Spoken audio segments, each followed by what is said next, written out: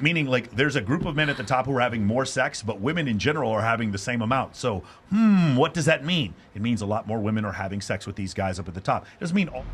Not a You guy. want to know something really funny about dating apps? Yeah. So I did this the other day because I was really bored. You know, I love Bumble. I was counting my Bumble swipes It's left like a video game for you, isn't before it? I went right. I swear to God, my average was 300 lefts before I went one right. So I counted them out, and the average was 300 swipes I believe, left and before I may be swiped misquoting one this. right. Why were you saying no to all the guys? What was like the big component? One, physical attraction is my number one. That's So You guys That's are all doing dating it. apps, yo. Always That's better the way than to go. on average, men swipe right 55% of the time, and women swipe right about 5% of the time. That's about the way it works. Yeah. Wow. When I'm looking at Costello here, same thing I get with Mac and Murphy. We're using long-term relationships as the litmus test for whether or not this guy is actually worthy of our time or not. Okay. The fact of the matter is those guys are, if they have the ability to play the field, they're going to play the field. Okay. There's not a guy who's in the lower 80th percentile of guys who are like beta male dudes who wouldn't love to be in exactly that same place, and they would do exactly the thing if they could get to it, and they most would never women get probably married, would and they too, would let's never. be honest. It's just a very interesting distinction because when Right? you talk about I mean, come on. sociosexual, Let's be real. with sociosexual women, when they want sex manifests because they're women, and Right. women can get sex easier. There's That's often it. a group of men that want to cheat and cannot cheat. There's a group of men who are sociosexual, and then there's a group of men below them that wishes they were sociosexual. Does that make sense? And when you look at, and by the way, I've looked at updated numbers here. Let's just say of the bottom quarter to 20% of men are just not having any luck with women whatsoever. And then we have this median. I forgot, is the median 5 and the mean is 15? I think number of sexual partners for a man. And then when we get in the top 5%, it's 50. 0, 5, 50. That's what it looks like. Like for a lifetime? Yes, for a lifetime. And then the thing is, You're either attractive or you're but not, here's right? but here's the difference. That top 5% of men, it used to be 35. Now it's Not going up to last 50. week. Meaning, like, there's a group of men at the top who are having more sex, but women in general are having the same amount. So, what does that mean? It means a lot more women are having sex with these guys up at the top. It doesn't mean all of them. This whole idea that 80% of women, 20% of men, no one's saying that. No one But knows that. But 80% of the women are attracted to those 20% of men. They're just not 20% of those men. Yeah. I think that's a little bit of an exaggeration. I also want to address your point. I mean, Rich Cooper has a saying, which is, women don't care about men's struggles. They only wait at the finish line and they the winners, basically. I only halfway agree with that. The other half of that equation is that not every woman is going to be one of those women that's waiting at the finish line. Okay. So what they have to do is when they are in, say, between 18 and 28, somewhere in their prime, sometimes when they have the most sexual agency, that's when they have to make a bet on a guy. Yeah. A guy who has potential. Yeah. Right. So, like, for instance, Right. like when I met my wife, she made more money than I did. I had like a white pickup truck, I had a half stack, and I had a guitar. That's my liquid fucking assets when I was in. And I was competing with guys who were like, she was a medical professional, who were radiologists, ER docs, and everything. Yeah. And I beat all those motherfuckers out, Yeah, right? you And go. because I had potential. Yep. Yep. There And you that's go. and that's another. You want to talk And about now it's paying insight? off. That's She saw part of that. that's part of the insight. So, are you going to get with a guy who's going to be a winner, a winning horse, or who's going winning to whore. who's going Let's- to who's going let's to take cross off the S who's and going be to real here. who's going to cross the finish line, and you're already in the car with that guy be when real. he crosses the finish line, and it's like bye. Right, Because I like stuck with this we've guy. been here. Right. We know- So we built this So yeah, together. you have a shared history called- to And it's when called they get built off, in he leave it. you ask for a white girl. exactly. It's called what? I don't think I'm allowed to say it on YouTube. Never mind. But then what about like the Wolf of Wall Street effect, right? What are you talking about? The Wolf As of soon as Wall he made Street. Yeah, as soon as he made money, the girl that Yeah. like held him down and even Right. gave him the business Yeah. idea of the Yes. pink slip. And And as soon as he that's- saw Margot Robbie, he was like, all Yep. right, And peace out. that's why women making that bet and making that, because Yeah. women's sexual agency and their sexual power decays over time. Yeah. Exactly what happens. So I'm going to bring this up because, again, we get this criticism on the show that we only attack women. Okay, this is ridiculous. No, I want to say this again. Men are more likely to commit domestic abuse. Men are more likely to commit SA. Men are more likely to commit rape. They're more likely to commit murder. They're more likely to be victims of violent crime. They're more likely to take their own lives. We're aware of these things. Men are more likely to cheat. They are. I know You've been saying since I met you that women are. No, I haven't.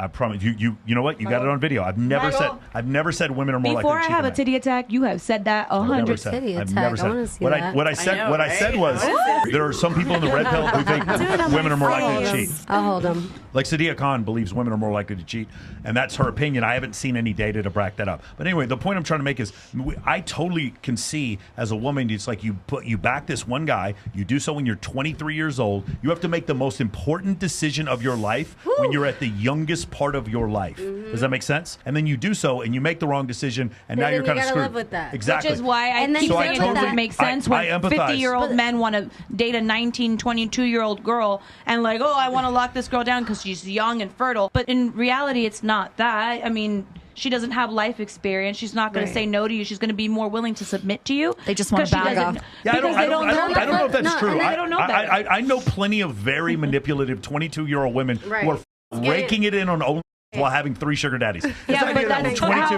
Like, what is the average of that, though? Listen. Right. I love Dave Chappelle. Dave Chappelle talked about this. He goes, when I was 15 years old, when I was 15 years old, I was doing stand-up comedy. And I knew the difference if somebody, he was talking about R. Kelly, is like, I knew the difference if somebody wanted to pee on me or not when I was 15 years old. I had a full understanding of what the world was on 15. I'm just like, I know some super advanced 22-year-old women who have game. So this idea, like, I'm not like, I understand. It's like, as men, we make the decision later on in life. We have a little bit longer of reproductive lifespan, and women have a shorter one. And so because of that, women have to make the decision sooner, which is biologically unfair. And is it a double standard? Yes, it is a double standard. But we never said it wasn't. For the women who are single at this table, do you think your standards are too high? No. No? She didn't even blink. No. Your standards are too high. She said that when she was walking in. We just had Will Costello saying that your standards are too No, it depends how you feel. Like, honestly, like, I kind of see it like how your personal relationship is, like, with the person. Right. And, like, depending on how you view that person, like, what are your standards for that certain relationship? I think my standards of getting to know someone is too high. Like, I want to actually get to know you. Like, I have to know. So you're crazy. demisexual. Demisexual. I don't know. Demi Lovato. What? No.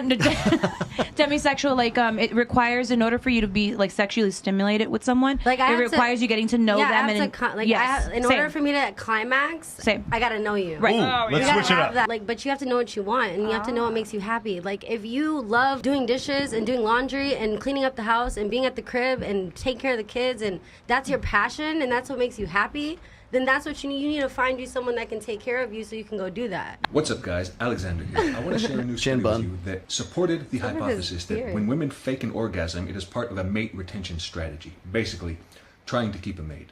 It was found that women who reported more frequently faking an orgasm were also more likely to report a fear that their partner was cheating on them. Additionally, women that faked orgasms were also more likely to report mate retention behavior. For example, negative mate retention behavior, such as flirting with another man to make your partner jealous, or getting in a fight with another woman who was speaking to their boyfriend. The concept of women would fake orgasms more if they believe, as a mate retention strategy, or if they believe that their mate is going to leave them. 100%. Yes, you agree with that, Liv? Okay. I agree with that. I believe that because, like, as women, we believe we want to keep our man, right? So we, like, wake them up with some headlining news, you know what I'm saying? You know, like all that. That is a mate retention retention strategy. I'm just saying. Agreed to that one. Do those things because you know that's what you don't want them to, like, leave without. I think the thing is faking an orgasm. That's a big one. That's a different one, right? Yeah. What do you think, Bria?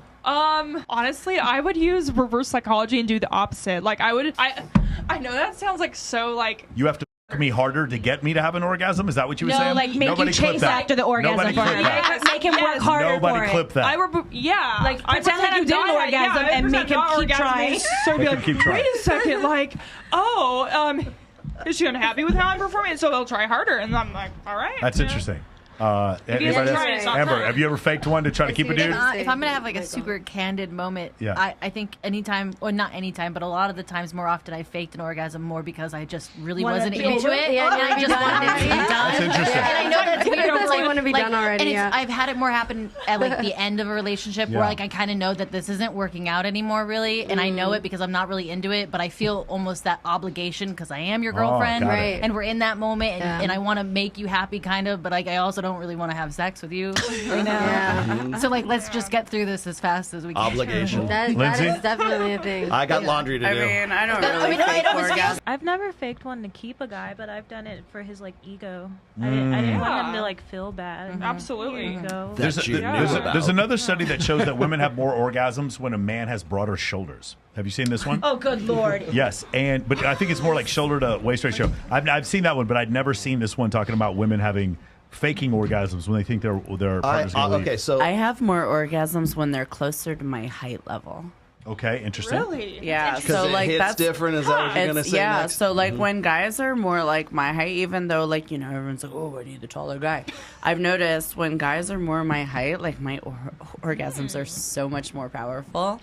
And so, like, I ain't mad at it. You guys' advice is this might be true for some women, but the better advice is don't fake it. Do the opposite so the guy tries harder. Is that what you're saying? No, I didn't say try harder. I said that. I will agree with that. And it's not even try harder, but, like, you need to, like, once you get it right, you need to keep doing it right. You know what I mean? And if I give you false pretense that, hey, you're doing it right, like, you're never going to get it right. It's like teaching a dog. I mean? No, I don't want to give you that. I don't want to ruin that training. That good damn training, man. I want to come, damn it. Okay. I got to give you my take on this because I've talked about this. The one thing that Alex doesn't, maybe he was getting into it later on, I don't know, it was a short clip. I have heard, read the research that faking an orgasm, women are more likely to fake orgasms with alpha guys than they are with beta guys. Because beta guys, beta men aren't worth it. They just like, okay, you didn't sorry, bye. Yeah. That makes sense. So for instance, if a woman is like, say, it's Shark Week, right? She wants still, she has, she can't. The thing is that women's hypergamy cannot afford to miss out on that opportunity. Right. So if they're having sex with this guy, like he expects you to have an orgasm, and you're not quite there yet because you're still kind of in the wrong phase of your cycle at that time. Women will tend to fake orgasms because they want to hang on to that guy so that when she is fertile and she's in the proliferative phase, then they're going to have some really great sex when that happens. So also giving guys blowjobs also mate retention. By the way, guys going down on their girlfriends also mate retention. Sure, definitely. Sure. Makes sense. 100%. And I love it whenever I bring this up because people say, "Oh, see, women don't really like those alpha guys. They fake orgasms for them." Like, no, they're faking it because they want to get with that guy again, and they want to think that he's the best lover that they ever had, so that when she's finally back into her fertile phase, then she can have sex. Or is it that the alpha male, is the ego is so fragile it has to be faked for them because if not, they're going to lose their shit. She doesn't know, but she's assuming what you're saying. Yeah, maybe she's presuming that, but that's still part of the mate retention. It could be 50-50. She's faking it because she just wants to retain him and continue a process in the future, or his if she's ego is too fragile, can't handle it. She doesn't fake. Okay, both can be true at the same time. Because if she's appeasing his ego, why would she be doing that? Yeah. Because she wants to retain him for a future. What did Bernie Mac say? I got mine. You better get yours. And then Chris Rock is like, why'd you come so fast? He's like, I came right on time. I don't know what you're talking about. No, we came at the same time, actually. That's on you. I agree with you 100%. I feel like having that relationship where you guys are in love, you're like husband, wife, but then you have interest in women, so you guys come to a mutual agreement and you guys bring a woman home. That's ideal. It's the outlines and the parameters that you put in your own relationships, and as long as you're honest with each other, like without any doubt, you have full trust and you guys can afford. That's the problem, is that some people can't afford to bring a third into the relationship. Right. Some people can't afford to put their toe in that pool because they're not mature enough to leave it. Like, okay, it was a one-night thing. I'm leaving it alone. They're going to get someone pregnant. They're not safe. They get caught up. Sneaky. You get you cannot afford to bring something into your relationship, to risk your relationship if your relationship is not solid as it is. Right. So you make a parameter for what you both agree upon, and as long as no one is hiding anything from the other person, and you're honest about everything, it works. And live it's the sneaky part that starts. Fellas, don't have threesomes unless you have game. Well, I think that's what you're saying. No. Don't have threesomes if you're a 30-second Johnny, because you're not going to disappoint more than one girl at once. That's really up.